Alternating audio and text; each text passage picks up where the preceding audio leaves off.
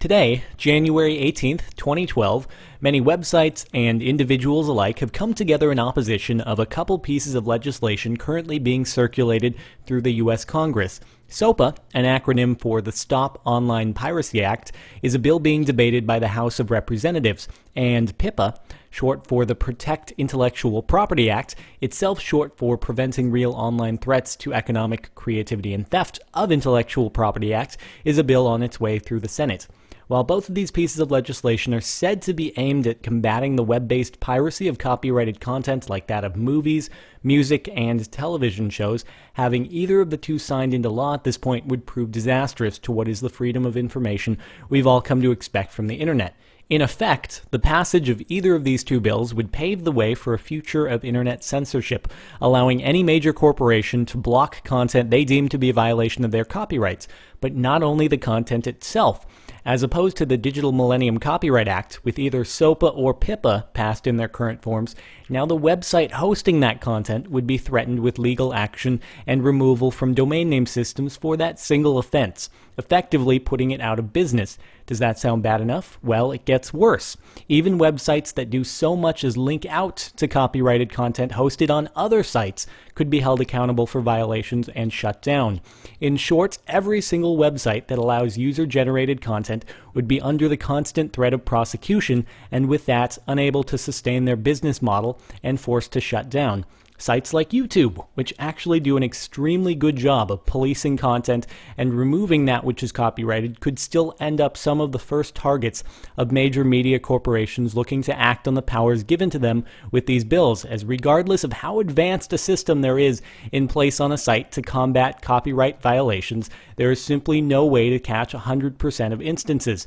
Mega Upload, Mega Video, MediaFire, and other file hosting websites would also be at certain risk of legal action. Sites like Twitter, Facebook, and Reddit, which host links to content elsewhere, could also be found in violation and shut down. And if the largest tech corporations out there can't stay afloat in the turmoil caused by the passage of these bills, what hope does any startup have? For a nation in the worst economic state since the Great Depression, and one struggling to create and maintain jobs, this not only kills current ones, but prevents the hopes of a great deal of future internet-based entrepreneurship.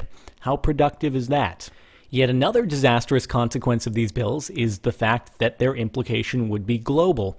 Granted, the United States and its quest for world dominance is nothing new, but this would have a direct impact on any internet user worldwide.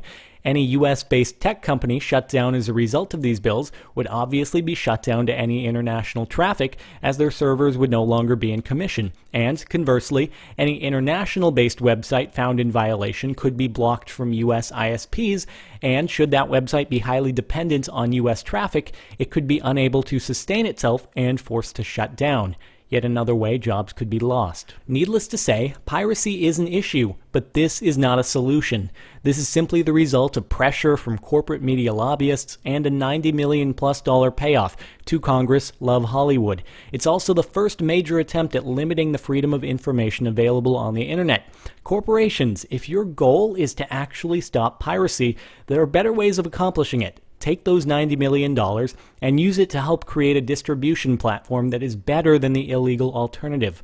On the other hand, if your goal is censorship under the guise of stopping piracy, then we will do all we can to combat it. Now, unfortunately, part of the reason we've reached this position in the first place is that much of the US Congress is of a generation not entirely familiar with the infrastructure of the web, as apparent by the title the House of Representatives used to refer to people like you and me while debating SOPA. Internet nerds, we're called. Well, as internet nerds, we have the ability to voice our opinion as to how we feel about internet censorship.